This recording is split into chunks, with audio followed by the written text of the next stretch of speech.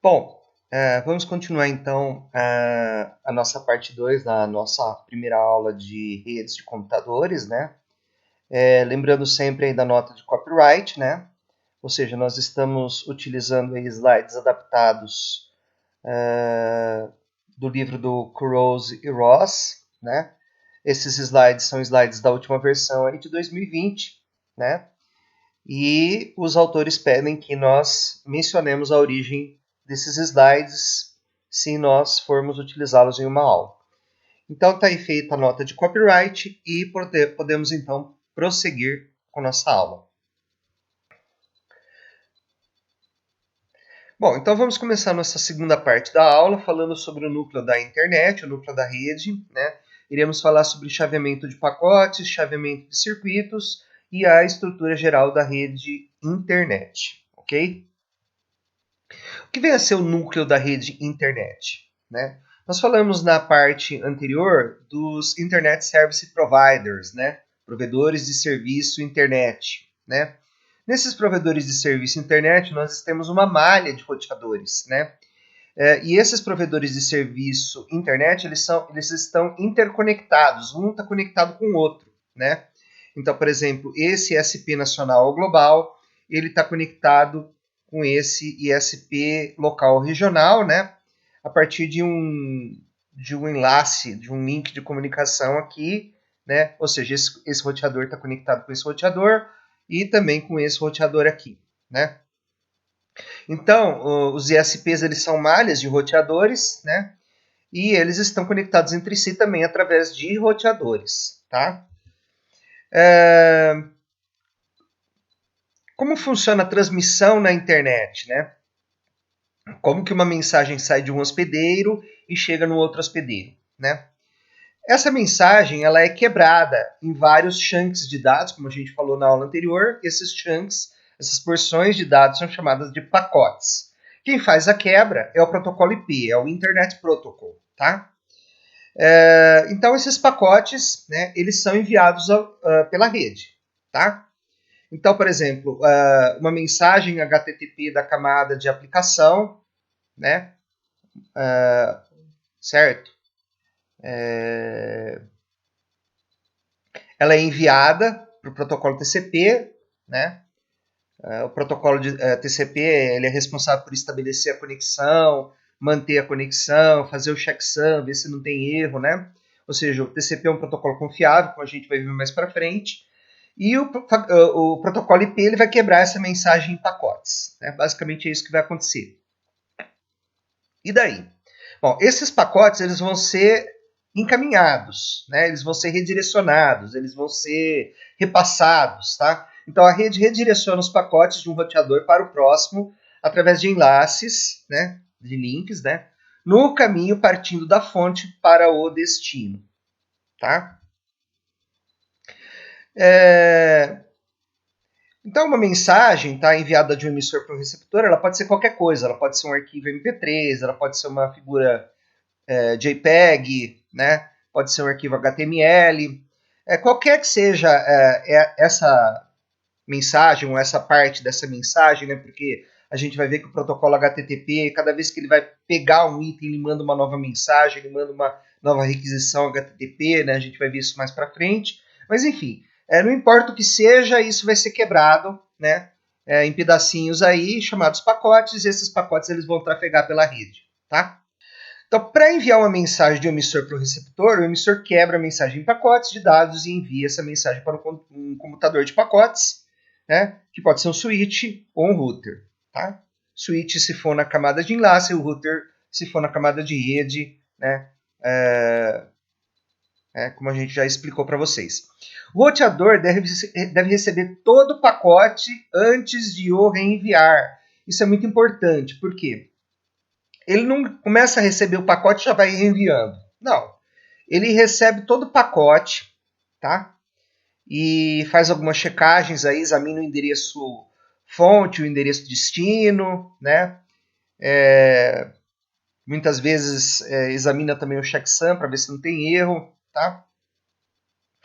E qual que é o tempo para você receber todo o pacote? Qual que é o tempo que o roteador leva para receber todo o pacote? Então, como a gente viu na parte anterior da aula, né, se a capacidade do link é R, e o pacote tem L bits, né? Então, isso vai levar L sobre R segundos, tá? Então, o R é dado em bits por segundo, né? O pacote ele tem L bits, então o tempo vai ser L sobre R segundos, ok? Então, quais são as duas funções chave do núcleo da rede, né? A gente vê que o núcleo da rede, né, são roteadores, né? E a gente tem uma tabela, né, de roteamento local, né? Cada roteador ele vai ter uma tabela de roteamento. Essa tabela de roteamento, né, ela vem, né, de um algoritmo de roteamento. Então, se você não teve nenhuma mudança na rede, se você não teve nada acontecendo, essa tabela é uma tabela estática, tá? Então, o que ela diz, né? Ela examina o endereço fonte do pacote que está chegando, tá? E diz qual que vai ser o enlace de saída baseado nesse endereço, destino, tá? Então, ela vai examinar o endereço destino, ela vai examinar o endereço destino do pacote, e a partir do endereço destino do pacote que o roteador está recebendo, ele vai escolher um enlace de saída, tá? E vai mudar o endereço fonte. Então, o que muda é o endereço fonte. O endereço destino, ao longo da trajetória, ele não muda, tá? Então, continuando, né? Então, você tem uma tabela de encaminhamento, que é uma tabela local. Essa tabela local fica no roteador. Chega um pacote, tá? Esse pacote, ele tem o endereço de destino no cabeçalho, no header do pacote, você tem o endereço de destino, né? E o que vai acontecer? O roteador ele vai examinar esse endereço de destino. O endereço da onde o pacote veio não interessa nesse momento. Interessa para onde o pacote vai, tá? Então o que o roteador faz? Ele olha aqui, ó, o endereço de destino é 0111. O endereço de destino é 7, né? Em binário aqui seria 7, tá? Aqui nós temos os valores em binário. Então, ó, ele viu, ó, se o endereço de destino é 7, que é o valor do cabeçalho, tá? Se é 7, eu vou encaminhar esse pacote para o link 2, né? Então eu tenho 3 links, 1, 2, 3. Eu vi o endereço de destino. O endereço de destino é 7, tá? Então eu olho na tabela de roteamento. 7, para qual link que eu tenho que encaminhar? Para o link 2, tá? Então isso daqui é o chamado repasse ou encaminhamento, né? Ou comutação, também conhecido como comutação, ou switching, tá? É uma ação local, tá? Cada roteador ele vai fazer um encaminhamento diferente, baseado no endereço de destino, que nunca muda, tá? Então, qual que é essa ação local? Mover os pacotes que estão chegando do link de entrada do roteador para o link de saída apropriado do roteador. Como é que o link de saída apropriado é escolhido? Né? Ele é escolhido baseado no endereço de destino. Então, o roteador olha a tabela de roteamento, olha o endereço de destino do pacote, vê, o endereço de destino é 7. Para qual link que eu tenho que encaminhar? Link 2, tá? Então, ele vai encaminhar para o link 2. Ok? Esse outro roteador aqui, tá? Ele tem uma outra tabela de roteamento, tá? Quando o pacote veio daqui para cá, o endereço de destino do pacote não mudou, tá? O endereço de destino continua sendo 7, né? Certo? Então vamos imaginar que esse daqui é o roteador 4, esse é o roteador 5, esse é o roteador 6 e esse aqui é o roteador 7, tá? Então, quando ele chegar no roteador, né, 4, 5, ele vai chegar no roteador 5. O roteador 5 vai ter uma mensagem de encaminhamento. Vai olhar o endereço de destino. O endereço de destino não mudou. O endereço de destino continua sendo 7. Então, esse roteador aqui vai enviar o pacote para o roteador 7. Tá certo, pessoal? Então, o roteamento em si, tá, é uma ação global. Embora cada roteador tenha uma ação local de encaminhamento, de repasse, tá, o roteamento é uma ação global que determina os caminhos fonte e destino tomado pelos pacotes. Agora, o que muda quando eu passo de um roteador para o outro? Muda o endereço da onde o pacote veio, né? Então, esse pacote aqui tem o endereço fonte. Quando chega nesse roteador aqui, e esse roteador vai mandar o pacote para cá, ele vai mudar o endereço fonte, tá? Mas o endereço de destino não vai mudar, vai continuar igual, tá? Por quê? Porque esse roteador aqui ele tem que saber de onde o pacote veio, né? Ah, por que é importante saber de onde o pacote veio? Para não entrar em loop, né, pessoal? Porque ele pode mandar o pacote de volta para onde ele veio, tá? Então é preciso ter informação também no cabeçalho do pacote de onde o pacote veio, tá? E esse de onde o pacote veio vai mudar de roteador para roteador, tá ok? Isso faz parte do algoritmo de roteamento. Então, o que acontece? A tabela, o roteador, né, examina o endereço IP destino do pacote, né, verifica a partir desse endereço destino para qual enlace de saída do pacote deve ser encaminhado. Observe que cada roteador fará um encaminhamento diferente, observando o endereço de destino, tá? O endereço de destino não muda, apenas o endereço de origem. Então, de um roteador para outro, você está mudando o endereço de origem para evitar que o pacote seja enviado para o mesmo endereço de onde ele veio, tá? E as tabelas de roteamento, elas são montadas de forma automática pelos protocolos de roteamento, tá? Uma vez que elas estão otimizadas, ou seja, a configuração do seu grafo, né? Vamos imaginar que cada roteador é um ponto no grafo e cada caminho é uma aresta no grafo, tá? Você tem um algoritmo de Dijkstra, por exemplo, que vai dizer aí o caminho mais curto, tá? Então, uma vez achado o caminho mais curto, ele não precisa mudar, você já sabe o caminho mais curto, né? Então, a tabela de roteamento ela não muda, a menos que você coloque outro ponto aí, outro roteador, né, no seu grafo, e aí você vai ter que rodar o algoritmo de roteamento novamente para você poder escolher aí o melhor caminho, tá? Então, normalmente essas tabelas de roteamento, uma vez otimizadas, elas não vão sofrer mais alterações, ao menos que haja uma outra rota melhor, tá? Então, o roteamento é como se você estivesse dirigindo numa rodovia, né? Por exemplo, você quer sair aqui de São Francisco, né? Aliás, você quer sair de São José e ir até essa cidade aqui, Northampton. Né? Então, você vai ter que passar por Sacramento, você vai ter que passar por vários estados aqui, né? Iowa, você vai ter que passar por Chicago, enfim, né? Então, a cada ponto de parada aqui, você vai pedindo informação, por exemplo, qual que é a próxima rodovia que eu tenho que pegar, né? Ou seja, eu sei para onde eu estou indo, qual que é a próxima rodovia que eu tenho que pegar, qual que é a próxima a cidade que eu tenho que chegar, né? Aí chegando, por exemplo, chegando nessa cidade aqui, né? Qual a próxima estrada que eu tenho que pegar, qual que é a próxima cidade que eu tenho que chegar, e assim por diante, tá? Até você chegar aqui nessa cidade que você quer, tá? Então você vai fazer o quê? Você vai traçar uma rota aqui de ida, tá? A rota de ida não necessariamente vai ser igual à rota de volta, tá? Quer dizer, você pode ter uma rota de volta aqui, né? Diferente, tá? Então, por exemplo, você chega em Sacramento, né? Existem várias rodovias aqui em Sacramento, né? Supondo que você está indo, né? Que você pode pegar. Você pode pegar várias rodovias.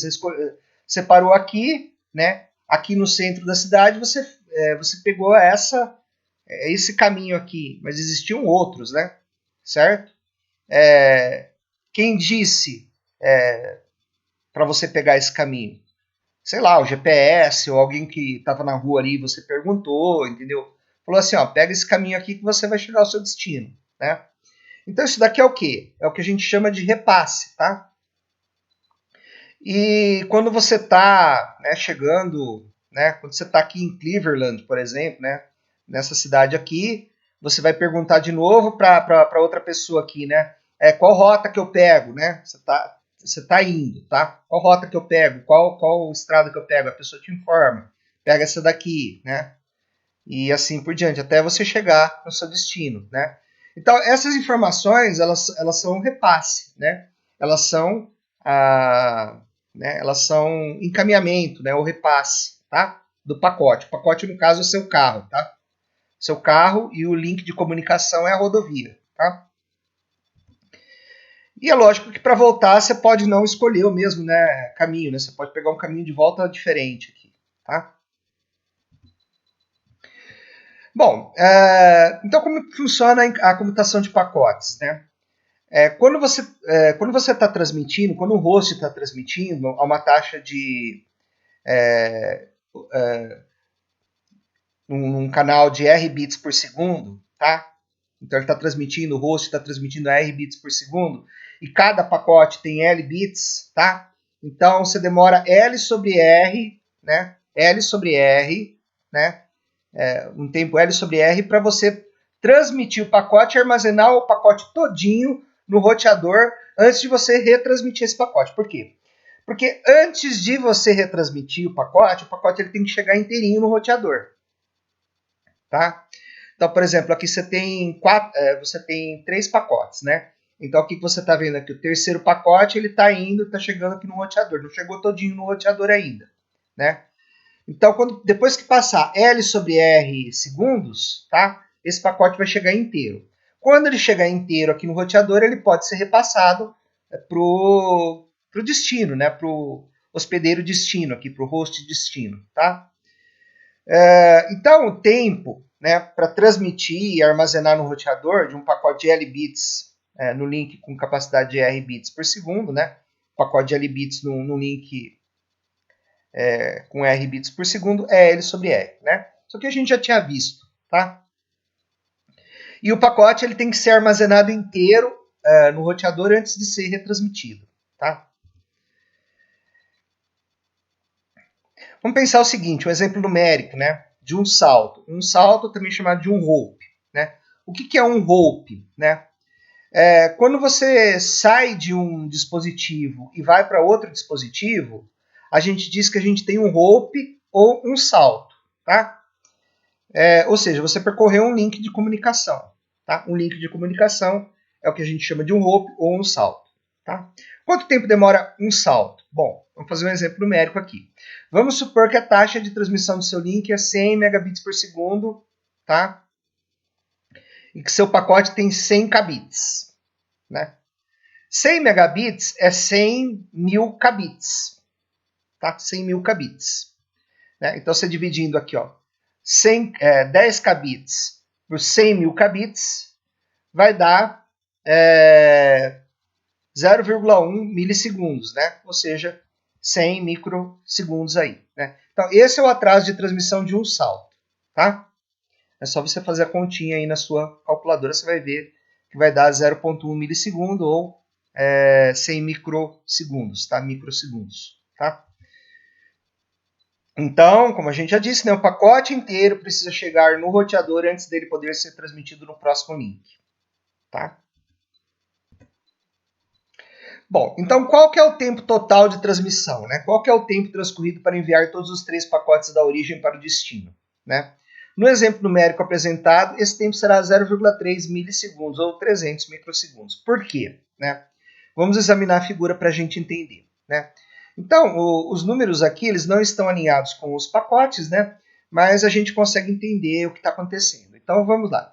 O primeiro pacote, ele sai daqui do host e vai chegar no roteador, né? Então, ele está sendo transmitido aqui do host para o roteador aqui, né? E ele vai demorar 0,1 milissegundo para ser transmitido todinho aqui do host para o roteador, tá? Bom, beleza, ele foi transmitido todinho, né? Então o primeiro pacote, pacote 1, está aqui no roteador. Então quando ele já está todo no roteador, tá? O que eu vou fazer? Eu vou retransmitir esse pacote para o meu host destino, tá? Então ele vai começar a ser retransmitido aqui, tá? Então ao mesmo tempo que ele começa a ser retransmitido aqui, o pacote 2 ele começa a ser transmitido para o roteador, tá? Então acontece em paralelo a retransmissão do 1 e a transmissão do 2. Beleza, aí o 1 terminou de ser transmitido e o 2 começou a ser retransmitido. O 3 vai começar a ser transmitido para cá, certo? E aí, né, quando terminar a transmissão do 3, não existem mais pacotes na fila, e o 3 vai ser o que vai ser feito com o 3? O 3 vai ser retransmitido para cá. Então veja que você tem 3 retransmissões aqui, né? Certo? Só que você tem um overlap, né? Certo? A partir do segundo pacote, né? Então, é só você pensar aí, você vai descobrir que o tempo, tá, vai ser de 0,3 milissegundos para você transmitir os 3 pacotes, tá? A mesma lógica pode ser aplicada se ao invés de 2 enlaces, como no exemplo anterior, possuímos N enlaces, né?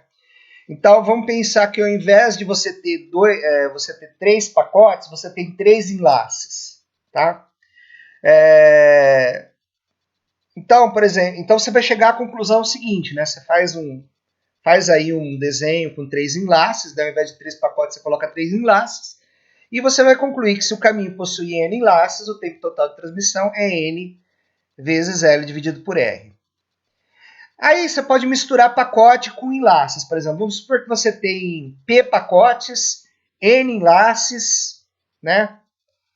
Os pacotes eles têm L bits e a taxa de transmissão é R bits por segundo, né? Aí fica a pergunta, né? Quanto tempo demora para você transmitir esses P pacotes por esses N enlaces, tá? É um problema aí que você vai sugerido aí para você resolver, tá? Bom, como eu falei para vocês, a técnica mais utilizada é a comutação de pacotes, né? Só que a comutação de pacotes, né, ela pode ocasionar enfileiramento, né? Por que acontece o enfileiramento? Porque o pacote ele tem que ser totalmente armazenado no roteador antes dele ser transmitido. Então o roteador ele tem um buffer, né, em que ele vai guardar os pacotes que eles estão chegando. Tá? Então vamos supor que aqui a gente tem o host A, a gente tem o host B, né? A taxa de transmissão desse link aqui é 100 megabits por segundo, tá?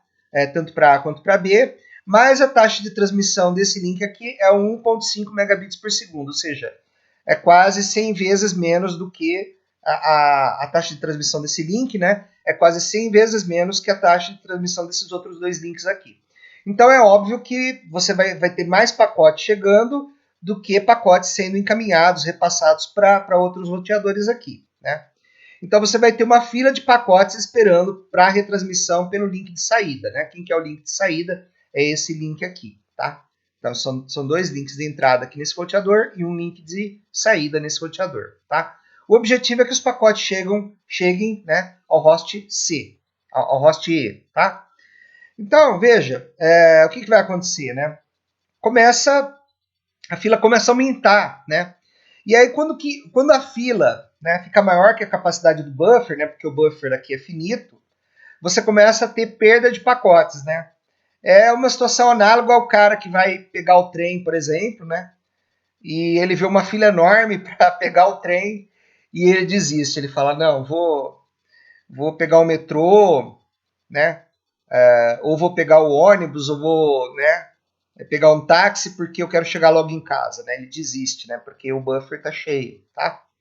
Então isso daí a gente diz que o pacote foi perdido, o pacote foi dropado, tá? Ele foi descartado, tá?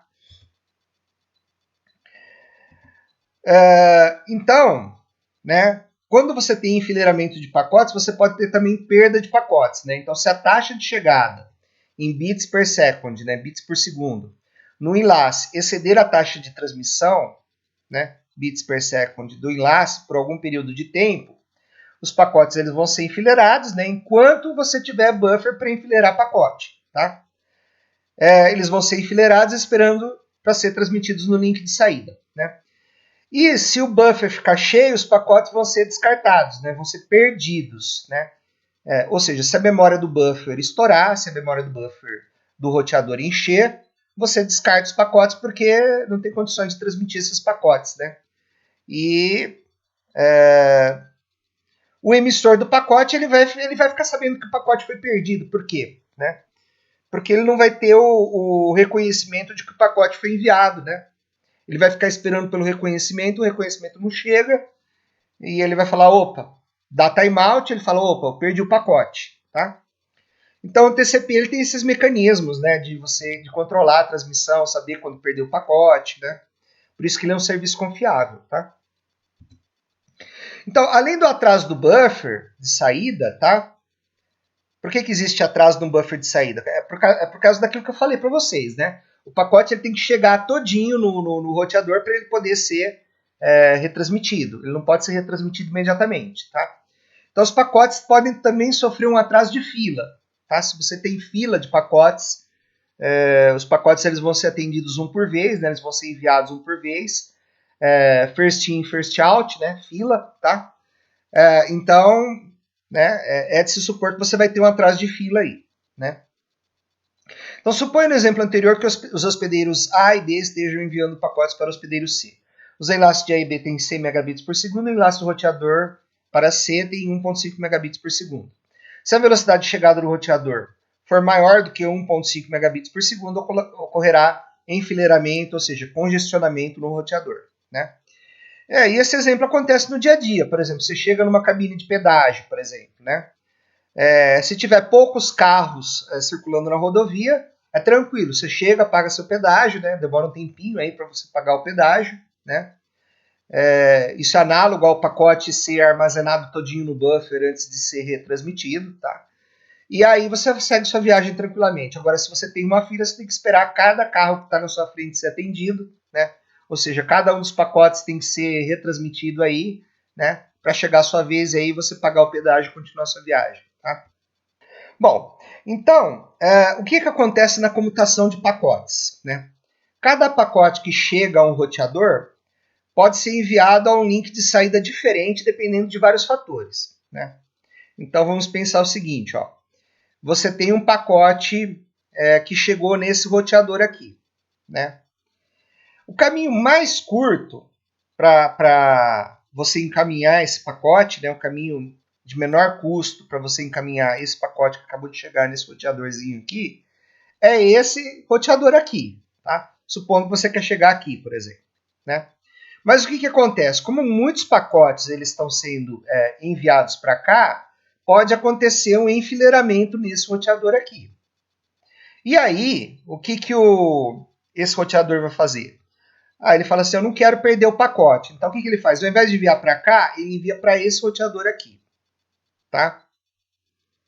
Ou, né, ele envia para esse roteador aqui, tá?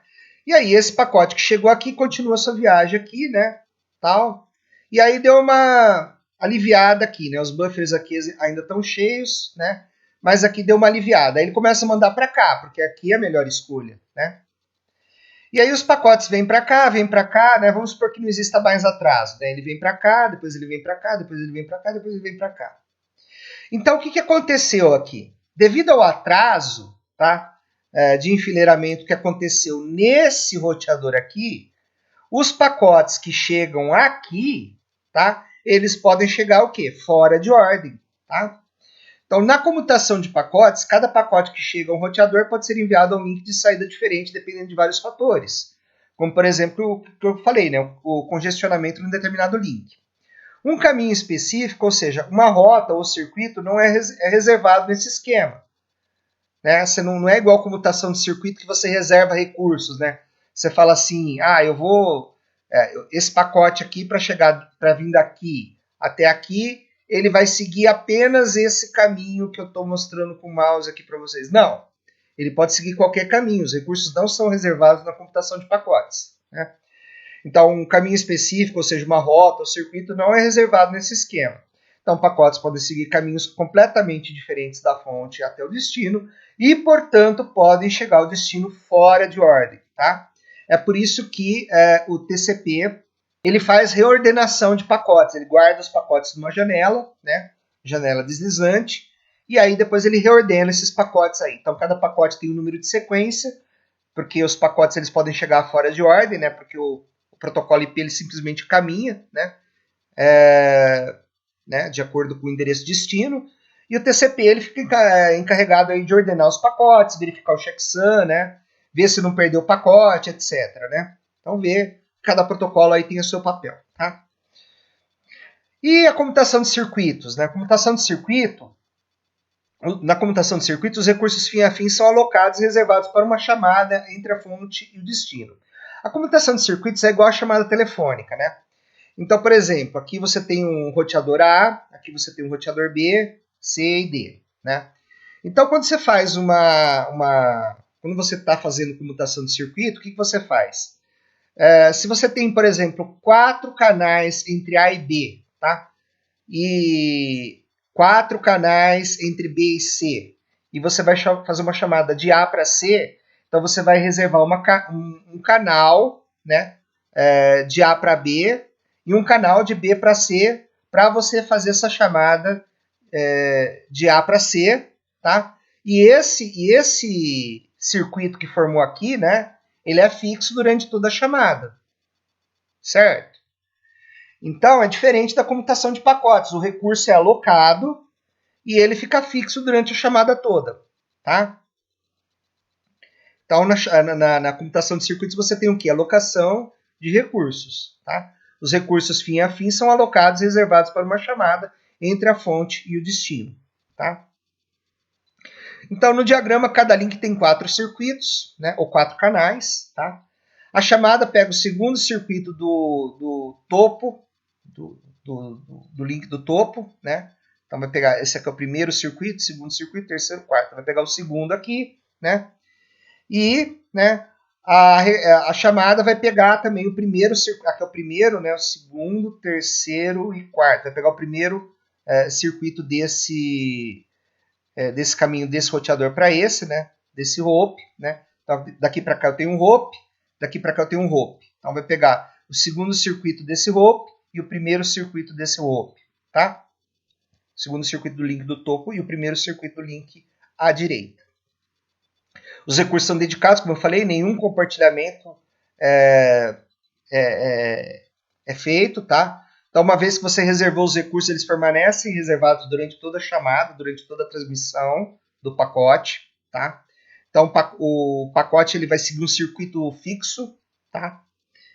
E a performance é análoga à performance de uma chamada telefônica, tá? Você não vai ter atraso, não vai ter, né, enfileiramento, não vai ter nada disso. Por quê? Porque o circuito foi estabelecido né, e foi reservado para aquela chamada, para aquele pacote, ou para aquele conjunto de pacotes que vai seguir esse circuito que foi formado aqui, tá? Então veja, né, segmento do circuito fica inoperante, né, fica em idle, né, idle e inoperante, se não for usado em uma chamada, né? Por quê? Porque não há compartilhamento, né? Então, se você tem, você pode ter pedaços aí, né, que, né, ficam inoperantes, né? Se você estiver usando, por exemplo, você está usando os 4 links aqui, né? Certo? E está usando os 4 links aqui também, né? Ou seja, esse roteador aqui está usando 8 links. Ele não pode mais fazer chamada nenhuma, porque ele está usando todos os recursos, tá? Ok? Então, esse tipo de abordagem é utilizado em redes de telefone tradicionais, tá? Então, a gente tem alguns exercícios, tá, que a gente pode estar fazendo aí, né? Eu vou resolver alguns deles para vocês, tá? E depois, no final do capítulo, em aula de exercício, eu vou resolver mais exercícios, né? Mas eu vou começar aqui resolvendo alguns, tá? Então, aqui eu acessei aqui os exercícios aqui iterativos de final do capítulo, tá? E vamos fazer aqui um exercício de chaveamento de circuitos, tá? Certo. O interessante desses exercícios, tá, é que os números mudam, tá? Toda vez que você acessa esse exercício para fazer, você vai ter números diferentes aqui, tá? Então, é importante você entender o raciocínio aqui para você não errar, tá? Então, a primeira questão aqui, né? Vamos ler a questão aqui. Eu não gosto do tradutor porque o tradutor traduz errado, tá? Então eu vou traduzir aqui on the fly para vocês aqui, tá? Então considero a rede comutada de circuitos, tá? Mostrada na figura abaixo com as chaves A, B, C e D, tá? As chaves de circuito A, B, C e D. Suponha que há 15 circuitos entre A e B né? Então, entre A e B tem 15 circuitos, 11 circuitos entre B e C, 15 circuitos entre C e D, e 19 circuitos entre D e A. Né? Então, tem 15 daqui para cá, 11 daqui para cá, 15 daqui para cá e 19 daqui para cá. Né? Aí ele faz a pergunta, né? Qual é o número máximo de conexões que podem acontecer ao mesmo tempo nessa rede? Né? Qual que é o número máximo de conexões que podem estar acontecendo em qualquer tempo nessa rede? Tá? Veja que aqui ele não falou o número de hops que tem em cada conexão. Tá? Então, por exemplo, né, você pode ter uma conexão de A para B aqui, né? Todo mundo de A conectado com todo mundo de B. Né? Essa conexão ela vai gastar todos os 15 circuitos aqui. Tá? Mas se você gastou os 15 circuitos aqui, certo? Você não vai poder, né? Você gastou os 15 circuitos para conectar com B. Né? Você não pode conectar com C a partir desse caminho. Por quê? Porque você já gastou 15 circuitos aqui. Tá? Se você fosse conectar B com C, né? Você poderia fazer 11 conexões de B com C. E aí você estaria gastando os 11 circuitos aqui. Se você vai conectar A com C, usando esse caminho aqui, você vai usar 11 circuitos. Por quê? Você vai ter 4 circuitos aqui de A para B que vão ficar em idle. Né? Eles não vão ser utilizados. Tá? Mas ele está perguntando aqui qual que é o número máximo, né, de circuitos, qual que é o número máximo aqui de conexões que você pode ter ao mesmo tempo. Né? Então, se eu passar de A para B e para C, eu estou tomando prejuízo em termos de número de conexões. Né? Se eu fizer conexões de B para C, né, eu posso ter no máximo 11 conexões. Se eu fizer conexões de C para D, eu posso ter no máximo 15 conexões. De C para A, tá, eu posso ter 15 conexões também, ou seja, né, eu tenho 19 circuitos aqui, mas eu vou ter 19 menos 15, né, ou seja, eu vou ter 4 circuitos idle aqui de A para D. Tá? Então, qual que é o número máximo de conexões que pode ter aqui? Né? Você pode ter 19 conexões aqui de A para D e 15 conexões de A para B. Né? Esse aqui é o número máximo. Tá? E você tem aqui o que? Circuitos de apenas one hop. Né? Circuitos com apenas um salto. Tá? Porque se você tiver mais de um salto, né, por exemplo, você vai de A para B e depois de B para C, você vai diminuir o número de conexões, né? Porque aqui você tem uma limitação no número de circuitos, né? De A para B para C para D, né? Você também tem você vai de A para B para C para D, você vai poder fazer o quê? 11 conexões, né? Porque você tem um limitante aqui no número de circuitos de B para C, tá? E ele quer saber o quê? O número máximo de conexões que você pode ter ao mesmo tempo. Então você tem que imaginar um cenário em que você vai usar o máximo de circuitos possível. Tá? Qual que é o máximo de circuitos possível? Tá?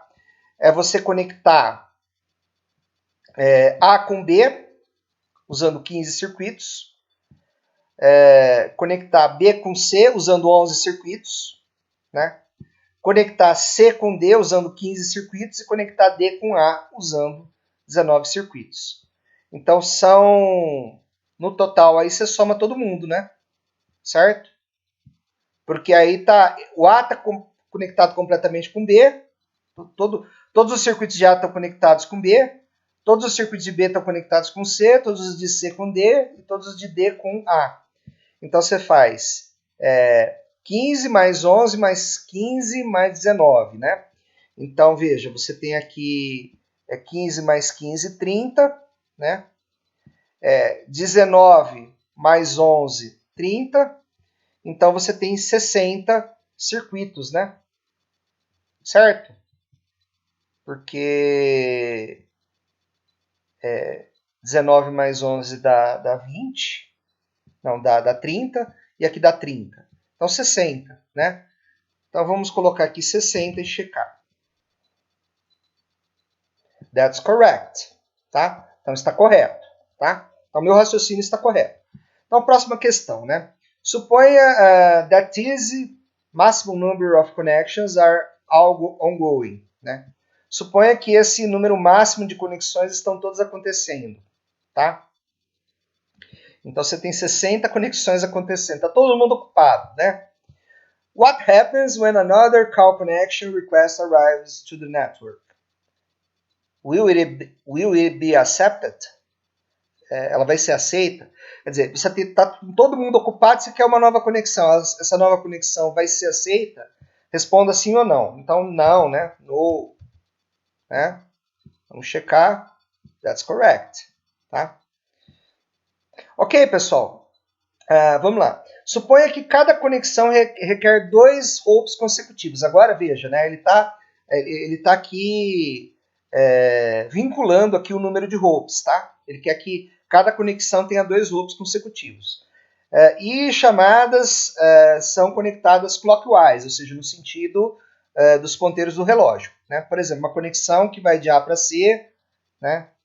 Uma conexão pode ir de A para C, de B para D, de C para A e de D para B. Né? Com essas restrições, né, qual o número máximo de conexões que podem acontecer na rede em qualquer instante de tempo? Então, vamos lá. Né? Qual é o número máximo de conexões que pode acontecer na rede em qualquer instante de tempo? Né? Essa pergunta aqui ela é uma pergunta difícil, porque, por exemplo, se você vai de B para D, tá? Você vai gastar 15 conexões.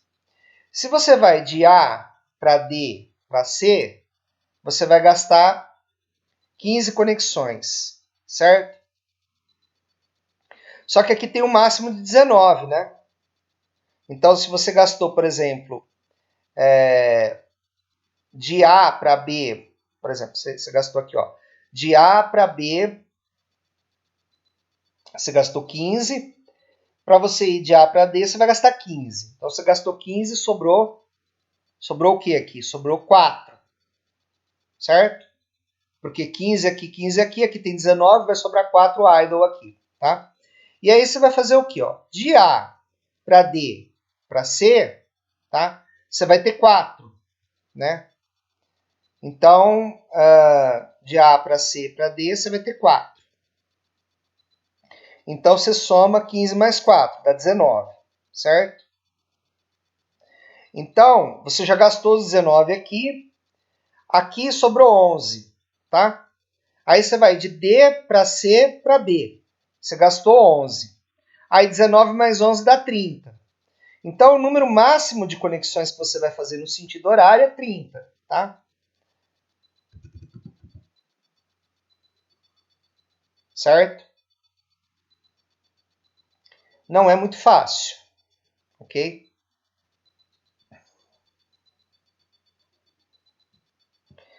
Suponha que 18 conexões são necessárias de A para C, né? E 13 conexões são necessárias de B para D, certo?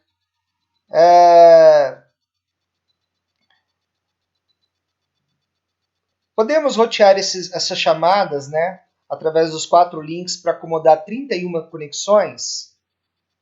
É claro que não, né? Porque o número máximo a gente já viu na questão anterior que é 30. Então, no aqui, tá? Então, that's correct. Ok? Então, veja que esses exercícios não são muito fáceis, tá? Mas é interessante você fazê-los para você exercitar esse seu raciocínio, tá? Bom, então, a comutação de circuitos ela pode usar 2 técnicas, tá? Ela pode usar a FDM, que é a Frequency Division Multiplexing, tá? Multiplexação por divisão de frequência, e ela pode usar a TDM, que é Time Division Multiplexing, tá? Então, a multiplexação por divisão de frequências é o seguinte, né? Você tem o mesmo meio de transmissão e nesse meio de transmissão você vai dividir os seus bits que você vai transmitir, né, por bandas de frequência, tá? Então, em uma banda você vai transmitir numa frequência, na outra banda na outra frequência, na outra banda na outra frequência e 4 usuários podem transmitir ao mesmo tempo, cada um numa frequência, tá? Então, se você estiver usando comutação de circuitos, né, você vai alocar uma frequência para cada circuito, né? Então, cada chamada vai alocar sua própria banda de frequência, vai alocar sua própria frequência, e pode transmitir na taxa máxima daquela banda de frequência, que é uma banda estreita, né? Porque você não está usando todo o espectro de frequência que você tem disponível, tá? Então, você aí tem 4 usuários, aí, cada um transmitindo numa frequência diferente. Igual uma estação de rádio, né? Que a gente viu na aula passada, ok? Na divisão de frequência, na Time Division Multiplexing, né, que é a divisão por tempo, o tempo é dividido em fatias, né, slots, ok? E aí, cada usuário tem um time slice, né, tem uma fatia de tempo para poder fazer a transmissão, tá? Então, o tempo é dividido em fatias e cada chamada, né, vai alocar uma ou mais fatias de tempo, né, dependendo aí da demanda, né, para transmitir os dados usando aquela fatia de tempo, né? E como você não está restringindo a frequência, tá? Cada chamada pode transmitir na taxa máxima de uma banda ou de uma banda de frequências mais larga, né? Porque você não está dividindo a frequência aqui, tá? Durante, é claro, a sua fatia de tempo. Então, por exemplo, você tem 4 usuários aí, cada usuário vai usar uma fatia de tempo aí para poder estar transmitindo, tá? Então, a fatia azul, o primeiro usuário vai transmitir na fatia de tempo azul, o segundo usuário vai transmitir nessa frequência aqui, nessa fatia de tempo aqui, né, que é essa aqui, que é essa aqui, tá? E assim por diante, tá? Então, aqui você tem a multiplexação por frequência, aqui você tem a multiplexação por tempo, tá? Então vamos continuar aqui falando sobre comutação de pacotes versus comutação de circuitos, né? O que é mais eficiente? A gente sabe que é comutação de pacotes, tá? Então vamos supor que você tem um link de 1 gigabits por segundo, né? E você tem, digamos, N usuários, né? Vamos falar que N é 10 aqui. Então cada usuário, né, vai poder transmitir, quando ativo, né, ele vai poder transmitir 100, no máximo a 100 megabits por segundo, tá? Se for comutação de circuito, né? Mesmo que ele esteja usando, tá, o link 10% do tempo, o tempo que ele estiver tomando cafezinho, que ele estiver ocioso, ele vai estar usando 100 megabits por segundo.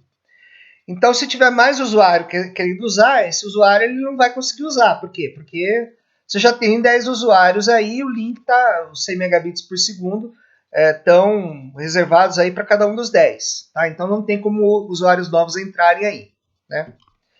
Então, aí vem a pergunta, quantos usuários podem usar essa rede sobre chaveamento de circuitos e chaveamento de pacotes? Chaveamento de circuitos a gente já respondeu, no máximo 10, né? Certo? Então, comutação de circuitos, chaveamento de circuito, 10 usuários. E comutação de pacotes, né? Se você tiver 35 usuários, né? A probabilidade que mais de 10 estejam ativos ao mesmo tempo é menor que 0,0004, né? Aí você pergunta para mim, né? Como que surgiu esse valor 4 vezes 10 a menos 4, né? Ou seja, né, 0,0004. Como é que surgiu esse valor? Eu vou explicar isso para vocês no próximo slide, tá?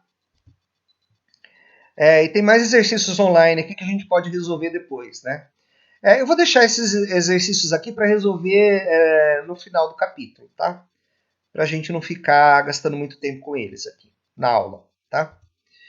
Então, como é que surge esse valor? 0,004, né?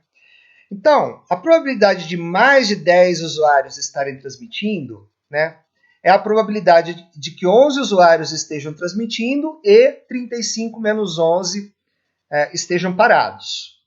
Tá? Por que isso? Porque você tem 35 usuários transmitindo, cada usuário está transmitindo 10% do tempo. Os outros 90% do tempo, esses usuários estão tomando cafezinho, tá? Então, você tem 35 usuários, né? Cada usuário transmitindo 10% do tempo, e você quer saber qual que é a probabilidade que 10 usuários estejam ativos ao mesmo tempo, transmitindo, né? Qual que é essa probabilidade? Então, vamos lá. Então, essa probabilidade aqui, 11 usuários estejam transmitindo e 35 menos 11 estejam parados. Mais 12 usuários estejam transmitindo e 35 menos 12 estejam parados. Mais 13 estejam transmitindo e 35 menos 13 estejam parados, até que os 35 estejam transmitindo e nenhum esteja parado, tá? De 35 usuários, eu preciso escolher 11 usuários, né, sem importar a ordem desses 11, tá? Então, de quantas maneiras eu posso fazer isso? Lembra lá da análise combinatória? Você pode fazer combinação de 35, 11 a 11, que é 35 fatorial, 11 fatorial, 35 menos 11 fatorial. Tá? Então, a probabilidade de um usuário estar transmitindo, tá, é no máximo 0,1, né? Porque a gente falou, né? A gente tem 35 usuários, mas eles estão transmitindo em apenas 10% do tempo. Os outros 95%, os outros 90% do tempo eles estão tomando cafezinho, né? Então, veja, se é mais improvável que mais de 10 estejam transmitindo ao mesmo tempo, quanto maior o número de usuários, menor o Pzão. O Pzão é a probabilidade que a gente está querendo calcular, tá? E o Pzinho é a probabilidade do usuário estar ativo, né, que é 10%, tá? Então, logo, você vai fazer o seguinte, né? Essa probabilidade aqui vai ser menor, né, que combinação de 35, 11 a 11, né, que são as maneiras de você escolher 11 usuários de 35, tá? Vezes a probabilidade desses 11 usuários estarem ativos, então P elevado a 11, vezes a probabilidade, né, qual que é a probabilidade do usuário estar inativo, né? 1 menos P, né? É 1 menos a probabilidade dele estar ativo, né? Quantos usuários estão inativos? 35 menos 11. Então, 1 menos P elevado a 35 menos 11, tá? Mais 35 sobre 12, né? Ou seja, mais 12 usuários ativos e 35 menos 12 inativos. Probabilidade de inativo, 1 menos P. Probabilidade de ativo, de estar ativo, P, né? Então, eu tenho 12 ativos, então P elevado a 12 e 1 menos P elevado a 35 menos 12, porque 35 menos 12 estão inativos. E eu vou fazendo essa conta aqui até o valor de 35, tá? Então, para essa conta aqui, né, para o cálculo não ficar enfadonho, tá? Eu fiz um programa em Octave, vocês podem fazer em Python também, né, para calcular esse valor. Então, eu coloquei aqui os parâmetros, criei uma função, retval, né? O nome do arquivo no Octave tem que ter o mesmo nome da função. Coloquei o P valendo 0,1 aqui, o N valendo 35, tá? A soma valendo 0, e para cá, variando de 11 até 35, eu faço soma recebe soma mais fatorial de N, né? Isso aqui é o número binomial, né? N fatorial dividido por K fatorial, N menos K fatorial, tá? Então, aqui dividido por fatorial de K vezes fatorial de N menos K, tá? Vezes P elevado a K, vezes 1 menos P elevado a N menos K, tá? Somando todo mundo aqui, e aí no final eu vou falar, a probabilidade é essa soma aqui, tá? Então o que eu vou fazer agora, eu vou rodar essa função para vocês aí, para vocês verem o resultado. Bom, então aqui eu tenho meu Octave rodando, vou dar um ls aqui, né? Tem muita coisa aqui, né? Mas eu posso vir aqui no meu editor, né? Abrir um arquivo, né? Um arquivo aqui que está no meu arquivo.m aqui, né? Que eu chamei, se eu não me engano, como é que eu chamei? De packet, né? Packet.m. O Octave ele é um clone do MATLAB, por isso que a extensão é .m, tá? Então está aqui meu programinha, eu vou vir aqui na janela de comando e vou executar aqui packet, tá? Então vocês veem aí, ele vai mostrar que a probabilidade é isso aqui, tá? Ou seja, o valor aqui 0,0004, tá? Então é esse valor obtido aí, né, pelos autores, tá? É lógico que tem outros exercícios para vocês fazerem aí, né? Mas todos eles seguem essa mesma lógica aí, ok? Vamos falar também agora de um outro exemplo com comutação de circuitos, né? Vamos considerar que o tempo, né, que levamos para enviar um arquivo de 640 kbits, tá? Do hospedeiro A para o hospedeiro B, né? Vamos usar a comutação de circuitos, né? Então, todos os enlaces da rede vão usar TDM de 24 compartilhamentos. Quando eu falo compartilhamento, eu estou falando de slots, né, ou fatias de tempo, e que tenham taxa total de 1,536 megabits por segundo. Né? Se eu multiplicar isso por 1000, vou ter a taxa em kbits por segundo, ou seja, 1536 kbits por segundo aqui, porque eu multipliquei por 1000 para converter mega para quilo. Tá? Então, suponha que o tempo de estabelecimento de conexão leva 500 milissegundos. Esse tempo é fixo, tá? Esse é o tempo para que o circuito entre A e B se forme. Né? Então, quando você tem comutação por circuitos, você tem que primeiro estabelecer o circuito, e estabelecer o circuito leva um tempo, e a gente está dizendo que esse tempo aqui é 500 milissegundos. Tá? Então, esse é o tempo para que o circuito entre A e B se forme antes que o arquivo comece a ser transmitido. Então, a pergunta é, quanto tempo leva para transmitir o arquivo? Né? Então, vamos fazer um raciocínio aqui. Né? O meu tempo, ele é dividido, o meu tempo de 1 segundo, né, ele é dividido em 24 fatias. Tá? Então, apenas uma fatia de tempo está disponível a cada segundo para um host, tá? Para um host transmitir. Então, a taxa real de transmissão do link é 1536 kbits por segundo dividido por 24, porque são 24 fatias, que me dá um total de 64 kbits por segundo. O arquivo tem 640 kbits. Né? Então, você faz aqui, o 640 dividido por 64 te dá 10 segundos. Mais o tempo de estabelecimento de conexão te dá 10,5 segundos. Então, você vai levar 10,5 segundos para transmitir esse arquivo. Tá? Então, por que a comutação de pacotes é mais eficiente? Né? Suponha que usuários compartilhem um enlace de 1 megabits por segundo. Considere também que cada usuário tenha períodos de atividade, quando gera dados a 100 kbits por segundo, e períodos de inatividade. Tá? Imagine como no exemplo anterior que o usuário esteja ativo no máximo 10% do tempo. Ou seja, 90% do tempo ele está tomando um cafezinho. Né?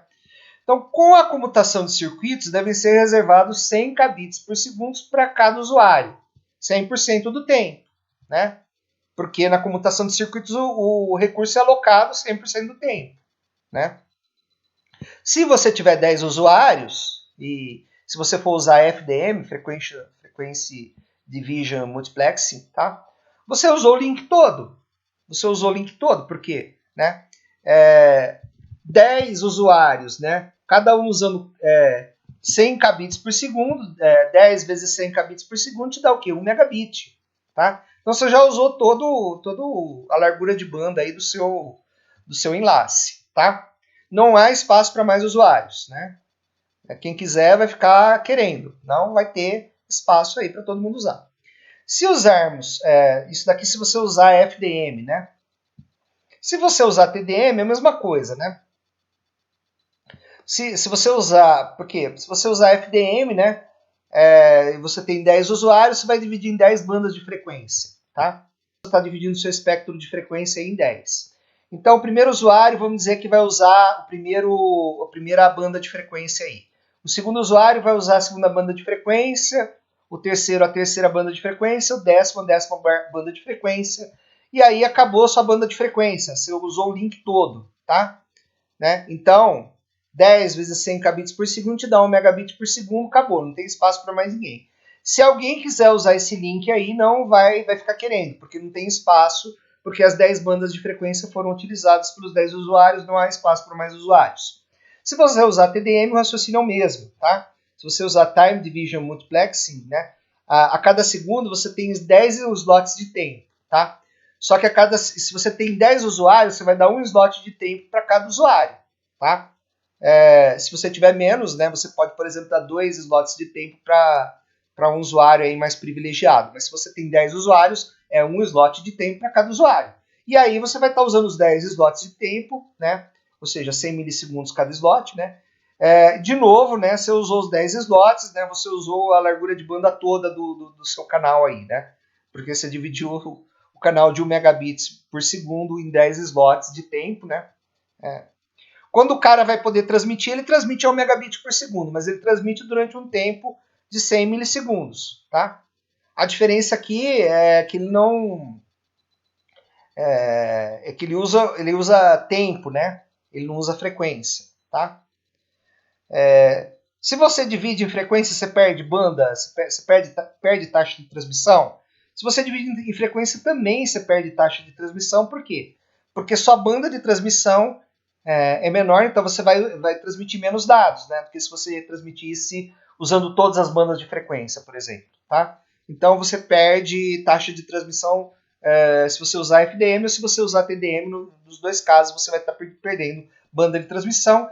E o GSM, que é usado em celular, ele é uma mistura de FDM com TDM. Tá? Então os chunks de dados eles são divididos tanto em frequência quanto em tempo. Né? Ou seja, é muito mais difícil você captar o sinal GSM do que você captar um sinal de rede, aí você grampear um sinal de rede, por exemplo. Tá? Por que a comutação de pacotes é mais eficiente? Né?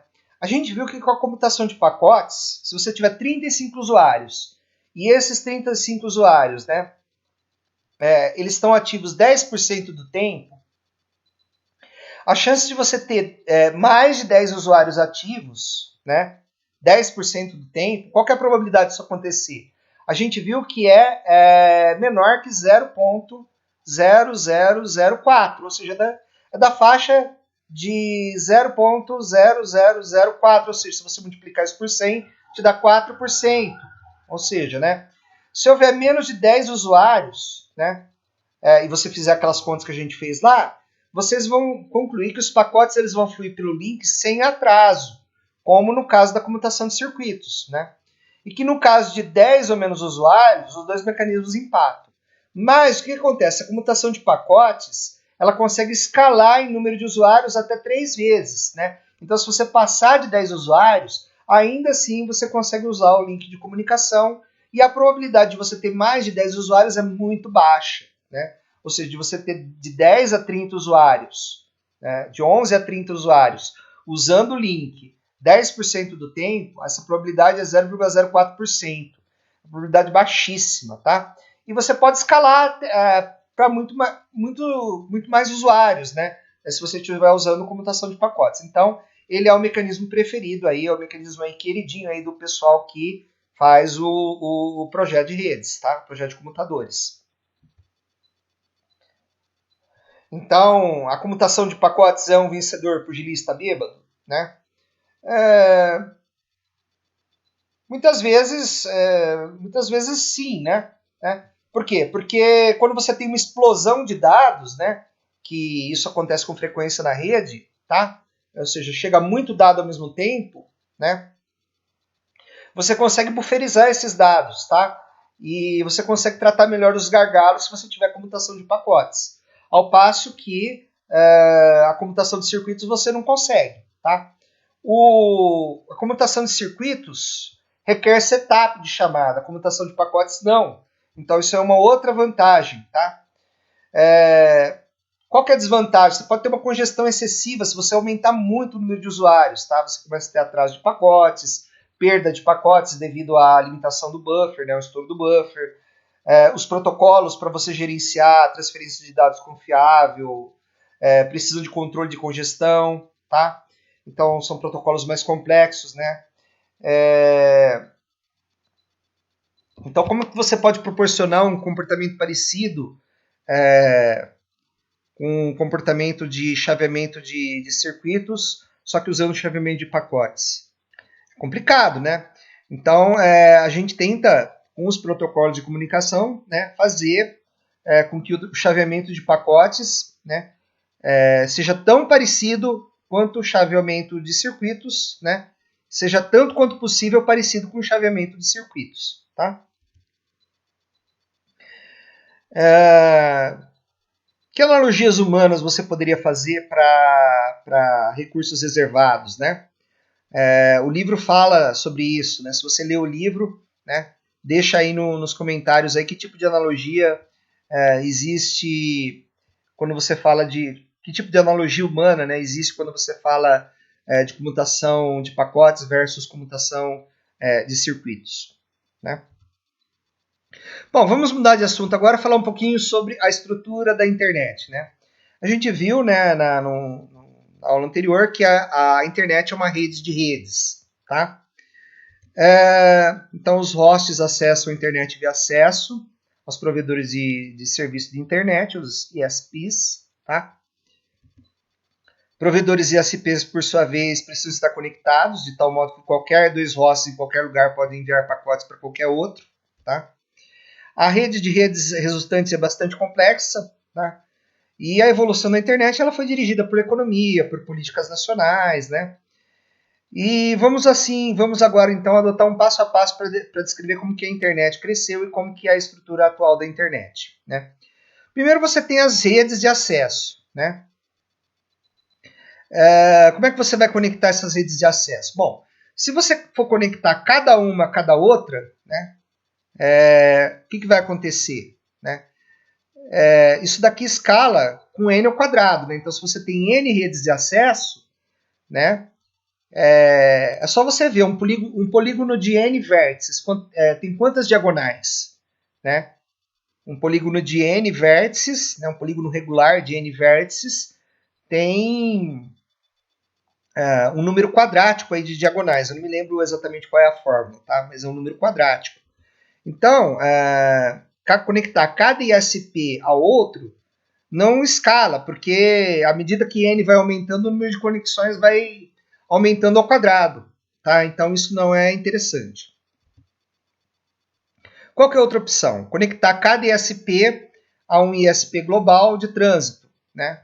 Então você tem um ISP cliente e um ISP provedor, né, que tem o controle econômico da rede. Né? Então você tem um ISP global, né, e você conecta as redes de acesso a esse ISP global. Tá? Mas se o ISP global é um negócio viável, vai ter competidores, né? Então vão começar a se criar ISPs privados, né? Então você vai ter o ISPA, ISPB, ISPC, e aí você vai querer conectar esses ISPs entre si, né? Então, para isso ser viável, você tem que conectar eles entre si, porque senão quem é que vai querer contratar um ISP particular, né? Então você vai criar os que a gente chama de Internet Exchange Point, né? Ponto de troca internet, tá? E você pode ter também links pares, né? O que é um link par, né? Um link com conexão mais rápida de uma rede de acesso a outra, tá? Redes regionais podem surgir para conectar redes de acesso, né? Então você pode ter uma rede regional aqui, né? E essa rede regional, evidentemente, vai se conectar a um ISP, né? A um roteador de um ISP. E no meio disso tudo, você pode ter redes de conteúdo, né? Por exemplo, YouTube, Facebook, enfim, tá? Google Vídeos, Microsoft, Akamai, né? Podem rodar sua própria rede para trazer serviços, conteúdo próximo aos usuários finais, né? Bom, finalmente, né, a gente tem a estrutura da internet como ela é hoje, né? A gente tem pequenos ISPs aqui grandes, né, conectados entre si, entre eles o Google, né? Esses ISPs grandões, né, e poucos aqui, eles são conectados a pontos de troca internet, né, Internet Exchange Points, tá? E esses IXPs aí são conectados a ISPs regionais, né, que por sua vez são conectados a ISPs de acesso, né? Então, a gente pode dizer o seguinte, ó, esses ISPs de acesso, eles são nível 1, né? Os regionais nível 2, né? E esses provedores maiores nível 3, né? Então, no centro da internet você tem um pequeno número de redes grandes bem conectadas, né? Que são os ISPs Tier 1, né? Atadores de nível 1, né? Você pode citar aí a TIT, a NTT, né? Que tem cobertura nacional e internacional. E redes provedores de conteúdo, por exemplo, Google, Facebook, né? Que são redes privadas, né? Mas que atualmente podem até ser consideradas como redes públicas, que conectam seus data centers à internet, frequentemente fazendo bypass aí do Tier 1, né? Dos tiers do nível 1 e dos ISPs regionais aí, ok? Então, basicamente é o seguinte, né? Para fazer um dispositivo que acessa a internet, para você entender os protocolos, para você construir um roteador, construir uma chave de nível de enlace, para você fazer uma aplicação internet, você não precisa conhecer a estrutura da internet toda, né? Basta você conhecer aí, né, os vários níveis, né, que você tem, né?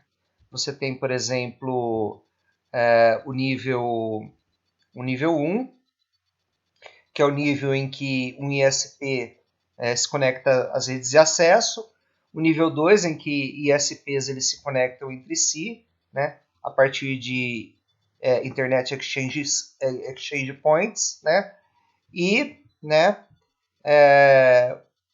um terceiro nível aí, né, que seria onde o IPX seria o nível 3, né, você teria os ISPs regionais se conectando a ISPs maiores, se conectando a pontos de troca internet, né? E a internet atual seria uma internet de nível 4, né? Onde você teria, né, os IPX conectados a ISPs do tipo Tier 1, né? Atadores 1, né? Eu não sei como traduzir isso. Basicamente é essa a estrutura que nós temos hoje, tá? Mas é claro, né, que para desenvolver uma aplicação internet, para desenvolver um dispositivo, você não precisa conhecer a estrutura da internet toda, né?